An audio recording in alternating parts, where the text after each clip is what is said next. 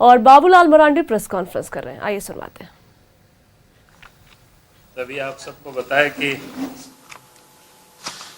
अभी केंद्र सरकार ने विकसित भारत रोजगार एवं आजीविका मिशन ग्रामीण क्रांति अधिनियम 2025 पारित हुआ है और इसके पीछे का मूल उद्देश्य आप सबको ध्यान में है ही विषय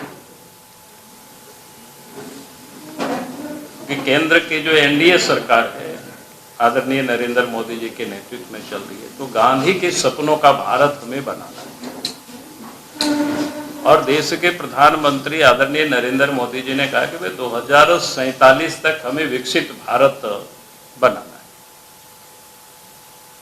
तो स्वाभाविक है कि जब हम गांधी के सपनों का भारत बनाना है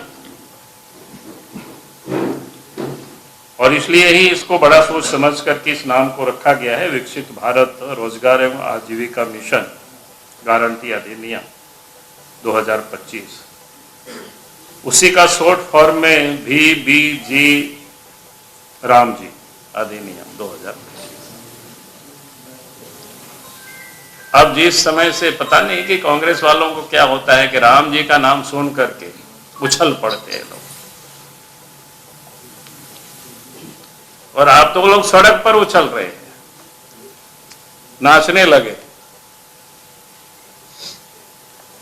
भाई इन सबको पता होना चाहिए कि भाई गांधी जी के जो आराध्य थे वो भगवान राम थे, और इसलिए गांधी जी ये कहा करते थे कि भाई हमें राम राज लाना। इसलिए मैंने कहा कि भारत के जो प्रधानमंत्री नरेंद्र मोदी जी कि गांधी के सपनों का भारत यानी 2047 तक भारत को विकसित भारत बनाना, इसलिए ये नया कानून लाया गया।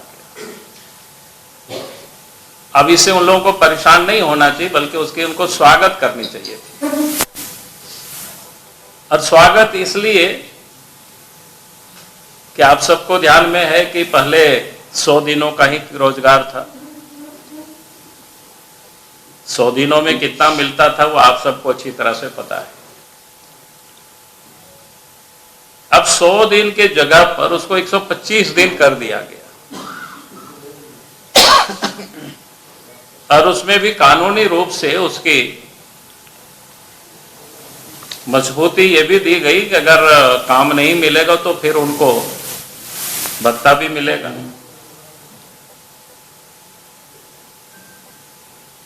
और उसके साथ साथ इसमें यह भी व्यवस्था की गई क्योंकि कृषि कार्य भी कोई प्रभावित नहीं हो, चाहे रोपाई बुआई के समय हो या काटने के समय हो, तो राज्य सरकार अपनी सुविधा से उस 60 दिनों के कामों को रोक सकते हैं ताकि कृषि कार्य भी बाकी बाधित नहीं हो। तो कुल मिलाकर के ये जो कार्यक्रम है जी राम जी, जो योजना है, जो कार्यक्रम है, हम सबको पता है कि उससे पहले कि आप सब भी पता करते होंगे, अभी भी आप खोजेंगे कि 2005 से लेकर के 2019 तक उन्हें लाखों करोड़ों रुपया खर्च हो गए, लेकिन अगर उसके क्या काम हुआ कहीं तो आपको ढूंढने से आपको कहीं भी नहीं मिलेगा उसमें काम क्या हुआ है क्या नहीं हुआ है। आप सब भी क्योंकि लोकतंत्र के चौथे स्तंभ है, अभी आप सबको कहा जाए कि भाई थोड़ा जा करके घूम करके देखो, ढूंढ करके कि भाई इसमें से क्या काम हुआ, तो आप बता नहीं सकते, दिखा नहीं सकते। हाँ, एक चीज जरूर आप दिखा सकते हैं, आपके ध्यान में आएगा कि किस प्रकार से झारखंड में उपयोग हुआ है, उसका जीता जागता उदाहरण है। मनरेगा के घोटाला में यह एक सीनियर आईएएस अफसर जो अपने जमाने में लोग बोलते हैं कि बड़ी टैलेंट रही है, और मनरेगा घोटाले के कारण ही महीनों तक, या हमको लगता है साल भी शायद पूरा हो गया होगा, वो जेल में उनको रहना पड़ा था। मुझे नहीं लगता है कि नाम बताने की जरूरत है, आप सबको पता है।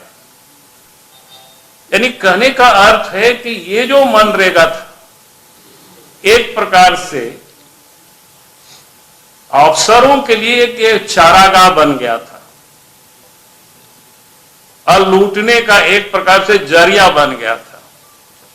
झारखंड जैसे राज्य में हम सब लोग गांव से आते हैं, जब बात करते थे, चर्चा करते थे, तो सर्वत्र लोग कहते थे कि भाई 40% इसमें से कमीशन खोरी होती है।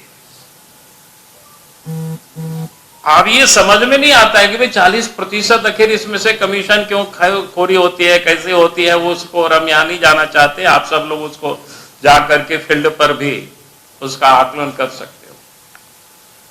और इसलिए लंबी समय से ये चलते आ रहे करप्शन को ध्यान में रख करके भारत सरकार ने जो कानून बनाई है कि भाई आप हमें इसको यूं ही खाने पकाने वाला नहीं, बल्कि यानी एसेट भी इससे क्रिएट हो, यानी इसको हम देख सकते हैं, इसलिए इसको डिजिटलाइज भी इसको किया जाएगा। और वास्तव में मजदूरों को भी पैसा मिले उसके लिए भी इसमें से प्रावधान किया गया है, जो बायोमेट्रिक सिस्टम, ताकि लोग जहां काम करेंगे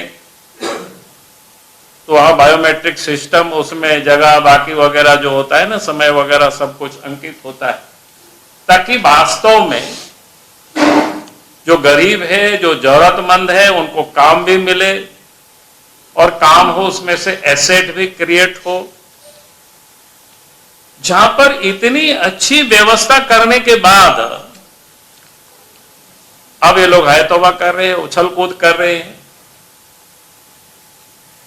उछल कूद करने का एक ही कारण है, जो मैंने कहा कि यहां जिस प्रकार से लूट खसोट मची हुई थी। आपने देखा होगा कि यहां पर एक सचिव कई महीनों तक जेल में रही इस मनरेगा घोटालों में। अब उनको लग रहा है जब एसेट क्रिएट होंगे, बायोमेट्रिक सिस्टम होगा, तब फिर जो सत्ता में बैठे हुए लोग जो लूट रहे थे, वो लूटने की उनको अब छूट नहीं मिल पाएगी। अब इसलिए इन लोगों को आपत्ति है। और जिस बात की लोग बोल रहे हैं कि भाई ये 60-40 इसलिए है इन राज्यों में कि भाई आप उसकी अकाउंटेबिलिटी भी राज्य की होनी चाहिए, कि ऐसा तो नहीं चलेगा कि भाई आप लूटते रहे, लुटाते रहे, तो सरकार की भी, स्टेट का भी कंट्रीब्यूशन उसमें होनी चाहिए। और काम के लिए भी कई क्षेत्रों को बिल्कुल क्या कहते हैं, उस संरचना के दृष्टिकोण से किया ही है। कई एक क्या कहते हैं,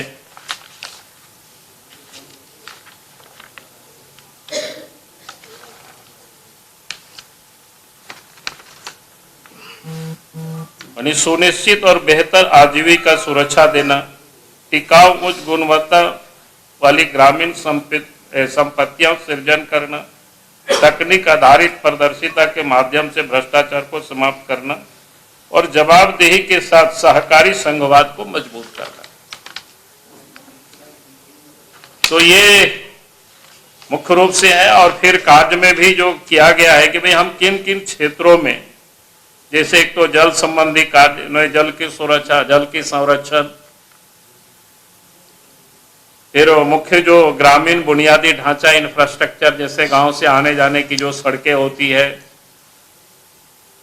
आजीविका संबंधित इंफ्रास्ट्रक्चर, प्रतिकूल मौसम घटनाओं में कोई भी इस प्रकार की स्थिति आती है उसमें से त्वरित हम कैसे निपट सकते हैं, वगैरह वगैरह। तो इस प्रकार से मैं ये कह रहा था कि ये जो एक्ट बनाई गई है काफी सोच समझ करके बनाई गई है, और मैं समझता हूं कि इस एक्ट से वास्तव में जरूरतमंद लोगों को लाभ मिलेगा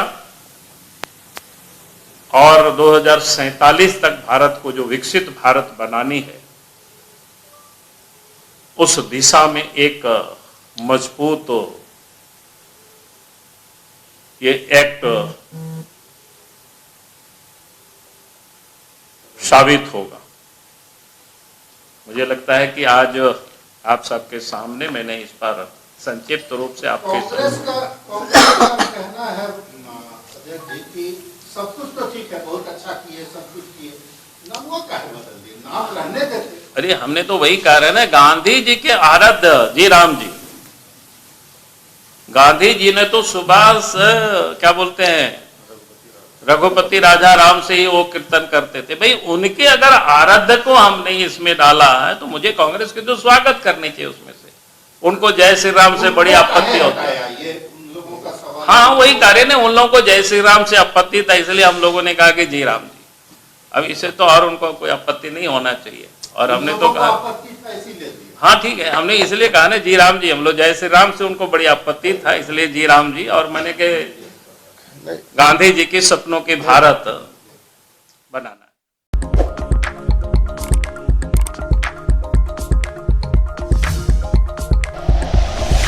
like and share videos, subscribe करें हमारा चैनल और प्रेस करें बेल आइकॉन। न्यूज़ 11 भारत, सच है तो दिखेगा।